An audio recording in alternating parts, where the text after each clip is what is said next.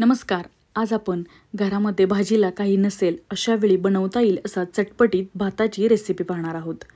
इथे मी 7 ते 8 हिरव्या मिरच्या, आलं, कोथिंबीर आणि भरपूर सारा लसूण घेतलेला आहे. साधारण 20 ते 25 पाकळ्या लसूण मी सोलून घेतलेला आहे. आता आपण याची दरदरीत अशी पेस्ट तयार करून घेणार आहोत.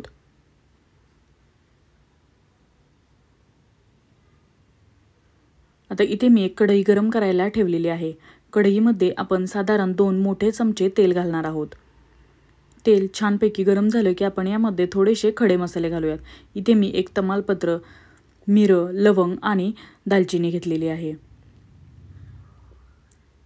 1 मिनिटभर आपल्याला हे खडे मसाले तेलामध्ये छानपैकी परतून घ्यायचे आहेत.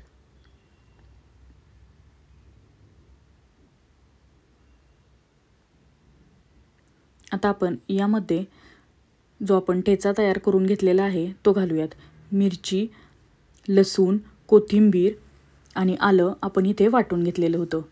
हा सर्व मसाला 1 ते 2 मिनिटं आपल्याला मंद आचेवर व्यवस्थित तेलामध्ये परतून घ्यायचा आहे.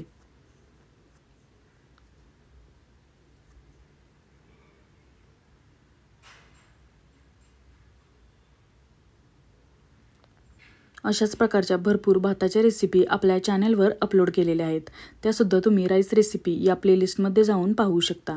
आता इथे मी 1 कप बासमती तांदूळ स्वच्छ धुवून घेऊन इथे घातलेला आहे. तांदूळसुद्धा आपण 1-2 मिनिटं मसाल्यामध्ये छानपैकी परतून घेऊयात.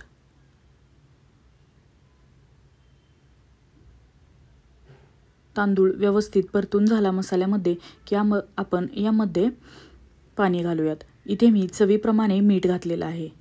1 कप तांदूळ घेतलेला आहे. यासाठी आपण इथे 2 कप पाणी वापरलेलं आहे. आता आपण हे सर्व व्यवस्थित मिसळून घेऊयात. पाण्याला छानपैकी उकळी फुटली की आपण मंद आचेवर झाकण ठेवून हा भात व्यवस्थित शिजवून घेणार आहोत.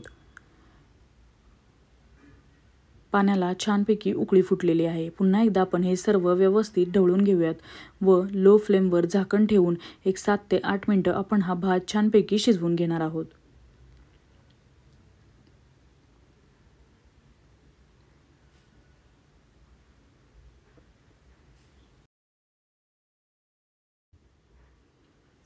या राईससोबत तुम्ही लोणचं, पापड घेऊ शकता.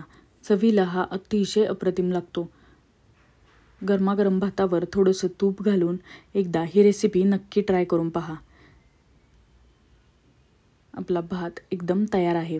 जर तुम्हाला ही रेसिपी आवडली तर प्लीज लाईक करा, शेअर करा. सातारकर माधुरी या यूट्यूब चॅनलला सबस्क्राईब करा, जेणेकरून अशाच पद्धतीच्या नवनवीन रेसिपीज तुम्हाला पाहायला मिळतील.